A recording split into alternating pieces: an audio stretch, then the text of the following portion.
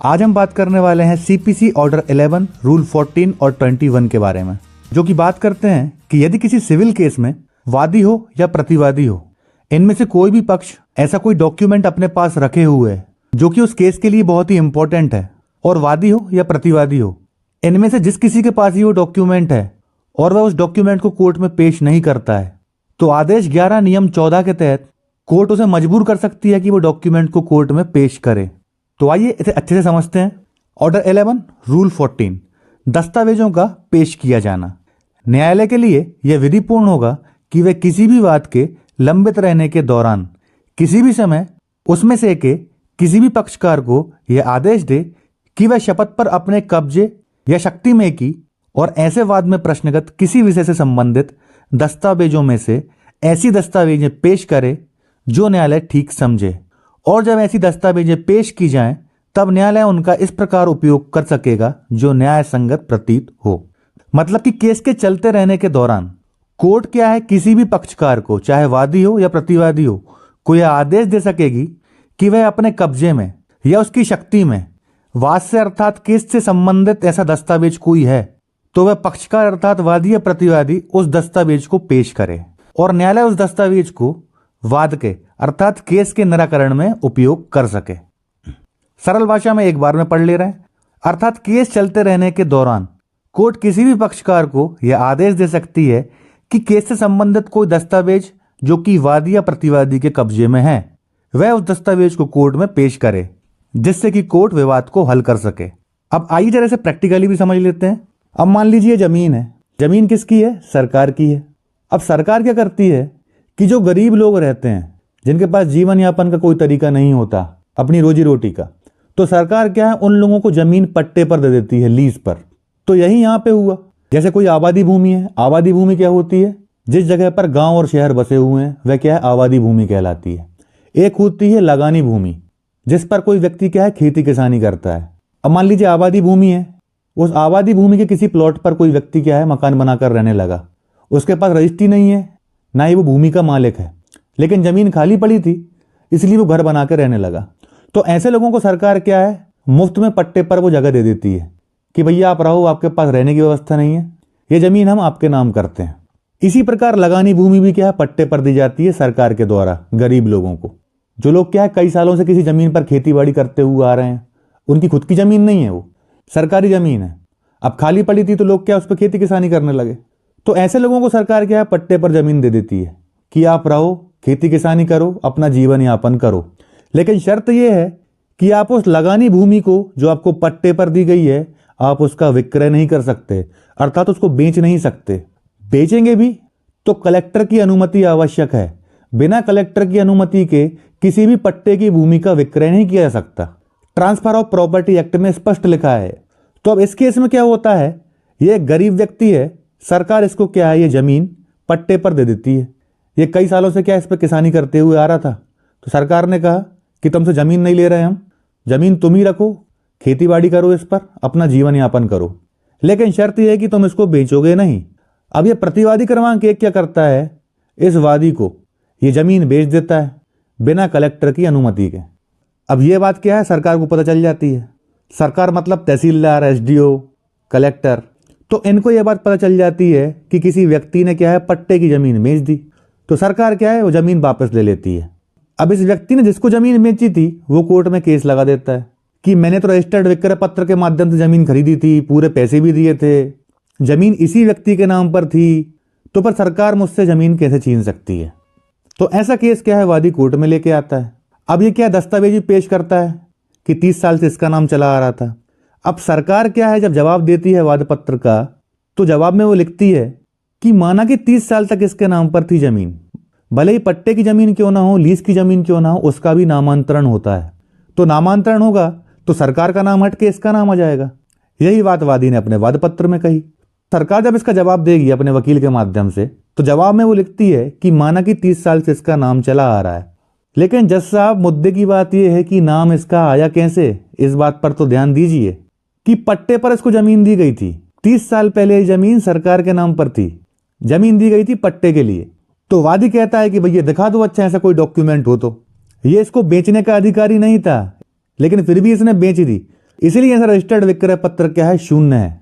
इसलिए सरकार ने जमीन वापस ले ली। कोर्ट में प्रतिवादी क्रमांक 2, अर्थात सरकार ऐसा बोलती है लिखित जवाब देकर वाद पत्र का। तो आपने जवाब में तो लिख दी वो बात, लेकिन कोई डॉक्यूमेंट्री एविडेंस तो पेश करो आप। भाई 30 साल पहले का आप निकलवाओ, नामांतरण पंजी, संशोधन पंजी निकलवा के दिखा दो आप, कहाँ पे इसका नाम था, कहाँ पे भारत सरकार का नाम था। आप अपने जवाब दावे में तो लिख रहे हैं, लेकिन कोई डॉक्यूमेंट पेश नहीं कर रहे हैं। तो वादी फिर कोर्ट में क्या है, आवेदन लगाता है आदेश 11 नियम 14 के तहत कि सर दस्तावेज जो हैं इनके पास हैं, इन्होंने जवाब दावे में ऐसा लिखा है, तो वो संशोधन पंजी ये पेश कर दें जिसमें 30 साल पहले इनका नाम चला आ रहा था, अर्थात सरकार का नाम चला आ रहा था। ये तहसीलदार प्रतिवादी है। तो वादी बोलता है कि सर इनके कब्जे में है वो डॉक्यूमेंट, संशोधन पंजी जो है ये लाके पेश कर दें, इनका नाम होगा तो कोई बात ही नहीं है। इन्होंने पेश क्यों नहीं किए जब ये जवाब दावे में ये बात लिख रहे हैं? तो इसलिए वो डॉक्यूमेंट इनके कब्जे से कोर्ट में बुलवाया जाए, ऐसा आवेदनवादी कोर्ट में देता है। तो यही बात लिखी है आदेश 11 नियम 14 में कि कोर्ट फिर क्या है, ऐसा आदेश दे सकती है कि प्रतिवादी तुम्हारे कब्जे में जो डॉक्यूमेंट है अर्थात संशोधन पंजी वो कोर्ट में लेके आओ तुम। अगली एक डेट लगा देंगे पेशी की। फिर ये मजबूर हो गया क्योंकि कोर्ट ने ऑर्डर कर दिया तहसीलदार को वो संशोधन पंजी लेके आनी ही पड़ेगी। यही बात कह रहा है आदेश 11 नियम 14 कि यदि वादी या प्रतिवादी में से किसी के पास कोई डॉक्यूमेंट उसके कब्जे में है और वह कोर्ट में पेश नहीं कर रहा है और उसने उस बारे में अभिवचन भी किए हैं अर्थात प्लीडिंग की है, फिर भी वो पेश नहीं कर रहा है, तो जो पेश नहीं कर रहा है उसका विरोधी कोर्ट में आवेदन दे सकता है कि माननीय महोदय जज साहब इसके कब्जे से वो डॉक्यूमेंट बुलवाए जाएं। अब रूल 21 में क्या बताया गया है कि जब कोर्ट ऑर्डर कर देती है इसके तहत कि डॉक्यूमेंट पेश करो कोर्ट में, और जिस पक्षकार को ऐसा ऑर्डर किया गया है कोर्ट में डॉक्यूमेंट पेश करने का, वह उसका अनुपालन करता है, अर्थात प्रकट करने के दस्तावेज प्रकट करने का जो आदेश दिया गया है कोर्ट द्वारा उसका अनुपालन अर्थात उसकी पालना नहीं करता, तो उस स्थिति में क्या होगा यह बताया गया है रूल 21 में। जहां कोई पक्षकार परिप्रश्नों का उत्तर देने या दस्तावेजों के प्रकटीकरण या निरीक्षण के आदेश का अनुपालन करने में असफल रहता है, वहां यदि वह वादी है तो वह इस बात के लिए दायी होगा कि उसका वाद अभियोजन के अभाव में खारिज कर दिया जाए, और यदि वह प्रतिवादी है तो वह इस बात के लिए दायी होगा कि यदि उसने कोई प्रतिरक्षा की है तो वह काट दी जाए और वह ऐसी स्थिति में रख दिया जाए मानो उसकी प्रतिरक्षा ना की गई हो। और परिप्रश्न करने वाला यह प्रकटीकरण या निरीक्षण चाहने वाला पक्षकार न्यायालय से उस भाव के आदेश के लिए आवेदन कर सकेगा और पक्षकारों को सूचना देने के पश्चात और उनको सुनवाई के लिए युक्त अवसर देने के पश्चात ऐसा आदेश ऐसे आवेदन पर तदनुसार किया जा सकेगा। मतलब कि कोर्ट ने आदेश दिया किसी पक्षकार को कि भैया डॉक्यूमेंट पेश करो कोर्ट में जो तुम्हारे कब्जे में है, तो ना तो वो दस्तावेजों को कोर्ट में प्रकट करता है अर्थात पेश करता है, ना ही परिप्रश्नों का उत्तर देता है अर्थात ना ही यह बताता है कि भैया तुम्हारे कब्जे में नहीं है तो किसके कब्जे में है ये बता दो।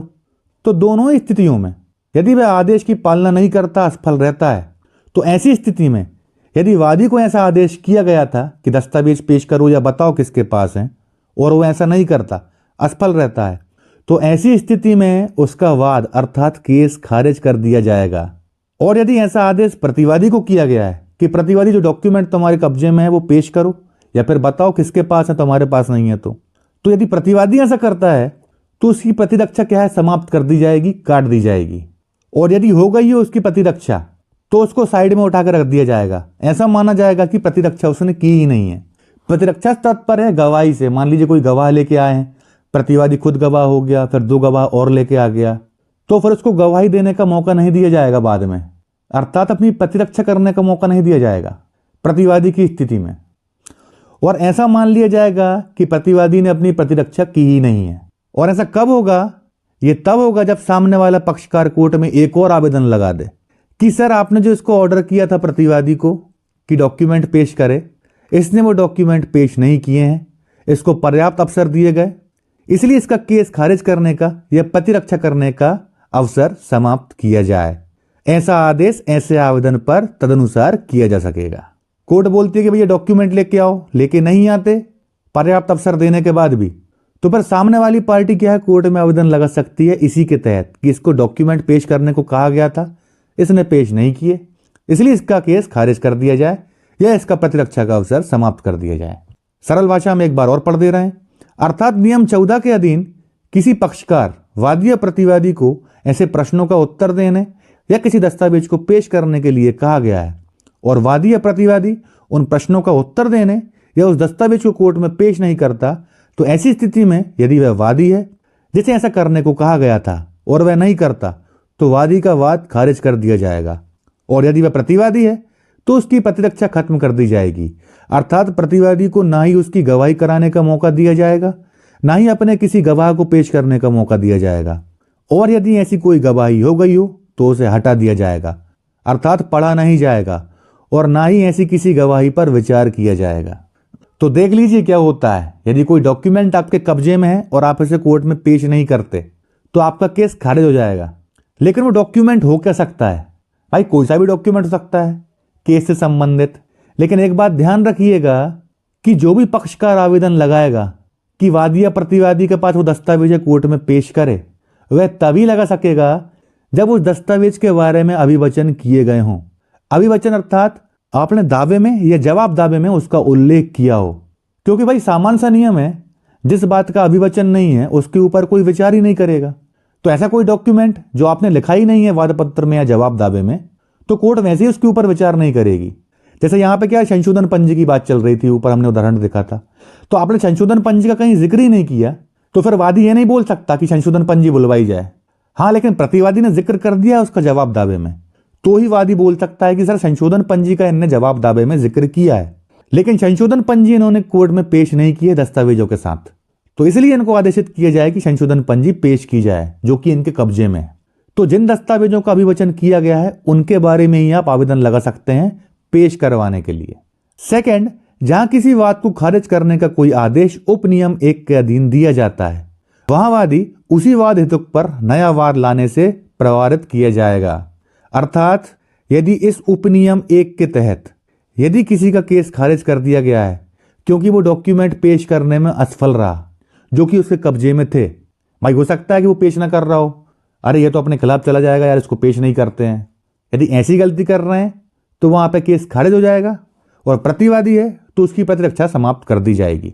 तो यदि जहां पर केस खारिज कर दिया जाता है यह प्रतिरक्षा समाप्त कर दी जाती है इस उपनियम 1 के तहत, तो फिर वहां पर दोनों पक्षकार चाहे वादी हो या प्रतिवादी हो, सेम प्रॉपर्टी पर सेम पार्टीज हैं, सेम इश्यूज हैं। यदि ऐसी चीज पड़ती है तो उसके ऊपर दोबारा केस दायर नहीं कर सकेंगे। स्पष्ट लिखा है कि एक ही विषय पर दोबारा केस दायर नहीं किया जा सकता। एक बार यदि किसी कोर्ट ने डिसाइड कर दिया तो दोबारा उसी पर केस दायर नहीं किया जा सकता। बहुत बड़ी बात है। कई केस क्या है ऐसे ही हमने उड़वा दिए, अर्थात खारिज करवा दिए। कुछ लोग क्या केस हार जाते हैं, फिर 8-10 साल बाद फिर उसी प्रॉपर्टी पर केस लेके जाते हैं। तो इस प्रकार क्या है, उनका केस खारिज करवाया जा सकता है। पार्टी सेम है, सेम मैटर है, तो दोबारा उसी के ऊपर केस दायर नहीं किया जा सकता यदि कोर्ट ने डिसाइड कर दिया है एक बार तो। अर्थात यदि नियम 21 के उपनियम 1 के तहत वादी का केस अर्थात वाद खारिज किया जाता है तो उसी मुद्दे पर अर्थात उसी विषय पर वादी दोबारा नया केस अर्थात वाद दायर नहीं कर सकता। यही बात लिखी है कहां पर, सिविल प्रक्रिया संहिता की धारा 10 में बताई गई है कि वादी एक ही मुद्दे पर दोबारा नया केस या वाद दायर नहीं कर सकता। इसे ही रेस सब जुडिश और रेस जुडिकाटा का सिद्धांत कहा जाता है कि एक बार जिस विषय पर विचार हो चुका है उसी मुद्दे पर दोबारा केस दायर नहीं होगा। अच्छा, आइए अब देखते हैं कि आदेश 14 के तहत किसी को डॉक्यूमेंट पेश करने के लिए आप मजबूर कैसे कर सकते हैं जो कि उसके कब्जे में है और वो पेश नहीं कर रहा है और उसने इस बात का अभिवचन अपने दावे में या जवाब दावे में किया है, भले ही वादी हो या प्रतिवादी हो। तो कैसे आप उसे मजबूर कर सकते हैं ये आवेदन लगाकर। सबसे पहले आ गया कोर्ट का नाम, फिर पार्टीज का नाम। पार्टी कौन हो गई, हमने ऊपर देखा था इमेज में, ये व्यक्ति जिसने जमीन खरीदी है। सेकंड कौन हो गया, ये वो व्यक्ति है जिसने जमीन बेची है और इसी व्यक्ति को सरकार ने क्या है जमीन पट्टे पर दी थी लीज पर, इस शर्त के साथ कि इसे बेचेगा नहीं। इसने क्या है वादी को बेच दी। अब वादी के पैसे भी चले गए और जमीन भी चली गई। वादी लिखता है वाद पत्र में कि जमीन इसके नाम पर थी, 30 साल से काबिज कास्ट चला आ रहा है। सरकार की एंट्री हो जाती है भाई कि जमीन ठीक है 30 साल से इसके नाम पर चली आ रही थी लेकिन हमने इसको पट्टे पर दी थी। पट्टे की जमीन नहीं बेची जा सकती। यदि वह पट्टे की भूमि लगानी भूमि है तो कलेक्टर की अनुमति भी नहीं ली गई। तो ये बोलता है कि ठीक है भैया दिखा दो आपके पास कोई डॉक्यूमेंट ऐसा हो तो। आपने जवाब दावे में तो लिखा है कि संशोधन पंजी आपके पास 1980 की, तो दिखा दो कहाँ पे है जहाँ पे सरकार का नाम चला आ रहा है। तो यही डॉक्यूमेंट दिखाने के लिए ये वादी जो है कोर्ट में आवेदन लगाता है कि सर हमने अभिवचन किए हैं लेकिन डॉक्यूमेंट कोई पेश नहीं किया है। केस नंबर जाएगा, डेट आ जाएगी जिस दिन पेश कर रहे हैं, फिर आएगा टाइटल कि आवेदन पत्र अंतर्गत आदेश 11 नियम 14 से पठित धारा 151 व्यवहार प्रक्रिया संहिता। वादी अर्थात आवेदक की ओर से निम्न निवेदन है। वाद पत्र में वादी लिखाएगा और वादी यदि कोर्ट में कोई आवेदन लगाता है तो वादी क्या है, आवेदक बन जाता है। यह कि उक्त प्रकरण माननीय न्यायालय के समक्ष प्रतिवादी साक्ष्य हेतु नियत है, मतलब प्रतिवादी की उसमें गवाही होनी, साक्ष्य होना है। यह कि आगामी नियत दिनांक को प्रतिवादी क्रमांक 2 की ओर से तहसीलदार की साक्ष्य होना निर्धारित है। तहसीलदार की एंट्री कैसे हो गई, क्योंकि तहसीलदार क्या है, प्रतिवादी क्रमांक 2 है, यहाँ पे देख रहे हैं आप, लेकिन यहाँ पे लिखा तो कलेक्टर है। भाई कलेक्टर को पार्टी क्यों बनाया गया है, शासन की ओर से बनाया गया है। जब भी लगानी भूमि के ऊपर केस किया जाएगा अर्थात खेती बाड़ी वाली जमीन के ऊपर, तो वहां पे शासन को पक्षकार बनाना अति आवश्यक है, भले उसका कोई हित हो या ना हो, लेकिन शासन को आप पार्टी बनाएंगे नहीं तो पक्षकारों के असंयोजन का दोष हो जाएगा।